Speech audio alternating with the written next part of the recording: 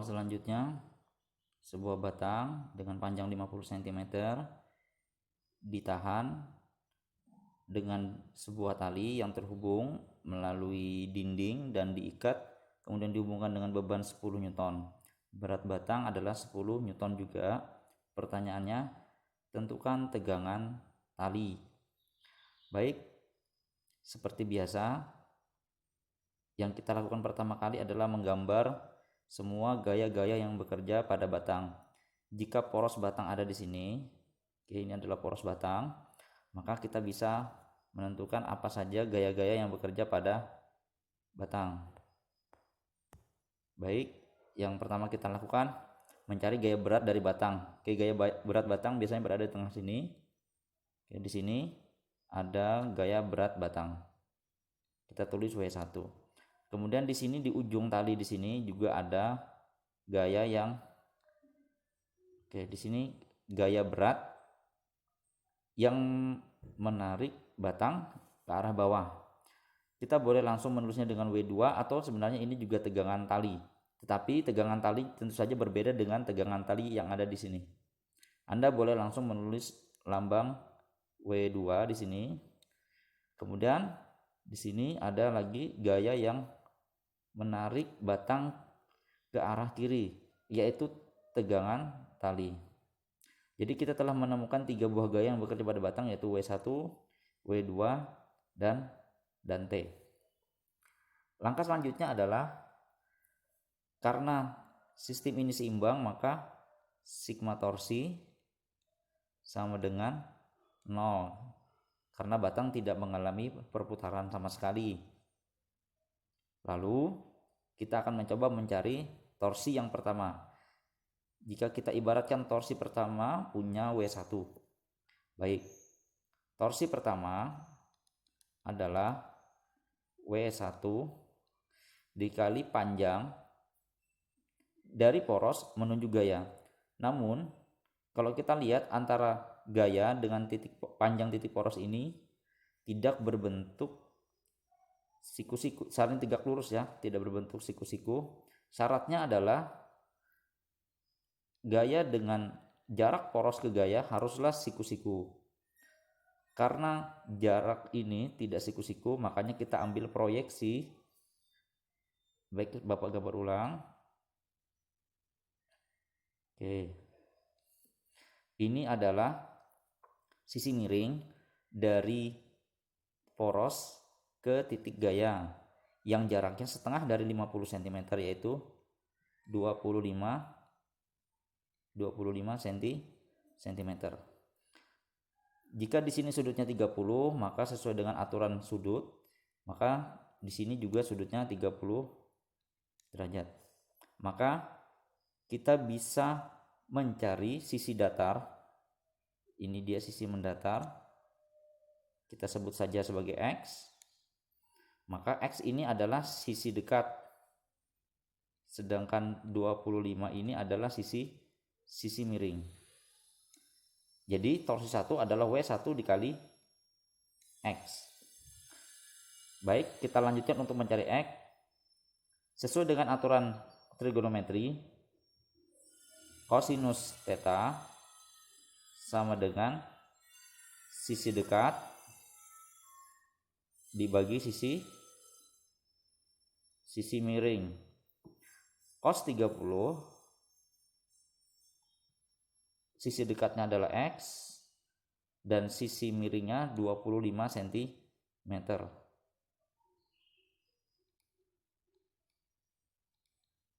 Sehingga kita bisa mencari nilai X adalah cos 30 dikali 25 cm.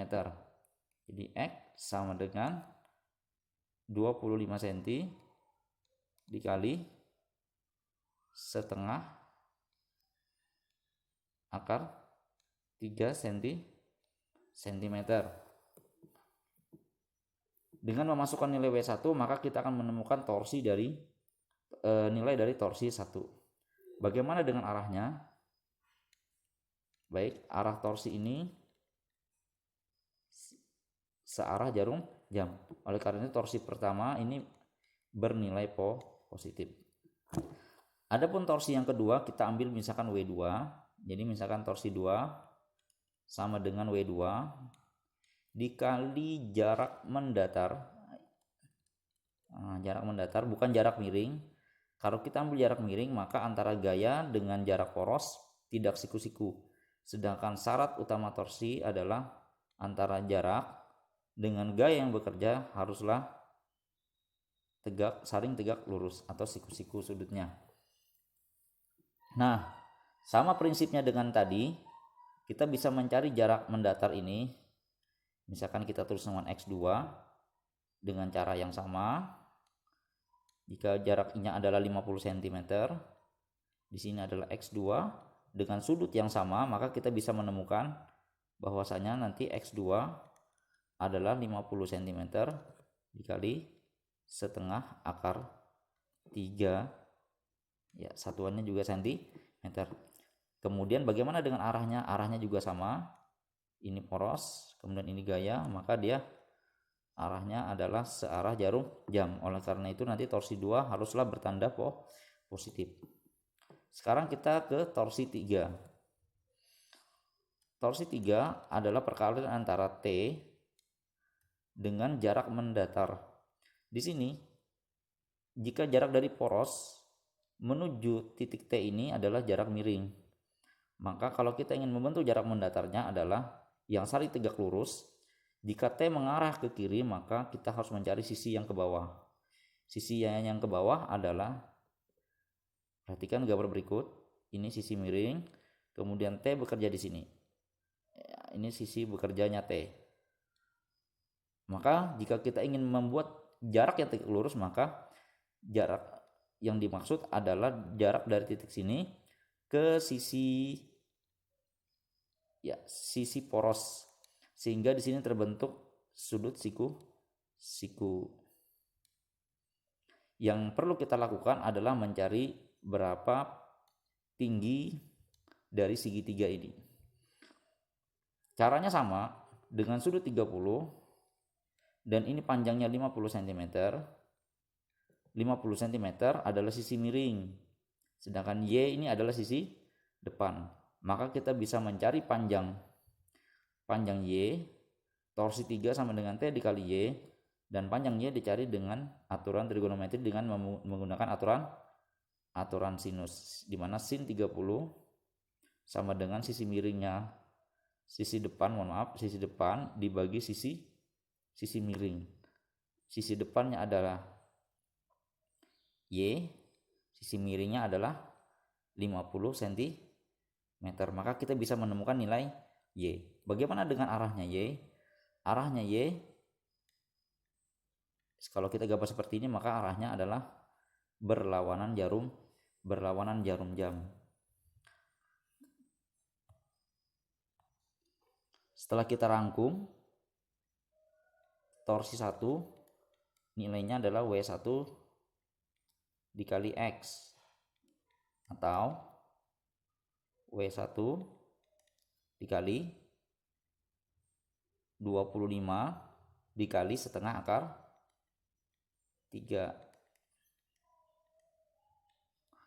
bertanda positif. Sedangkan torsi 2 adalah W2 dikali X2 sama dengan W2 dikali 50 dikali setengah akar 3. Sedangkan torsi 3 adalah T dikali Y sama dengan nilai Y tadi diperoleh dari sin 30 sama dengan Y dibagi 50 cm, sehingga Y sama dengan 50 dikali sin 30 adalah setengah sama dengan 25 cm, sehingga kita bisa tulis Y adalah T dikali 25. Lalu semuanya kita jumlahkan dan semua jumlahnya harus bernilai 0. W1 kita sudah memiliki nilainya yaitu 10 Newton. Kita bisa masukkan 10 Newton di sini. 10 dikali 25 dikali setengah akar 3. Begitu pula W2 juga 10 Newton dikali 50 dikali setengah akar 3. Kemudian torsi 3 ini tandanya negatif. Jika semuanya dijumlahkan berjumlah 0. Pertanyaannya berapakah nilai T? Silahkan Anda mencoba mencari sendiri.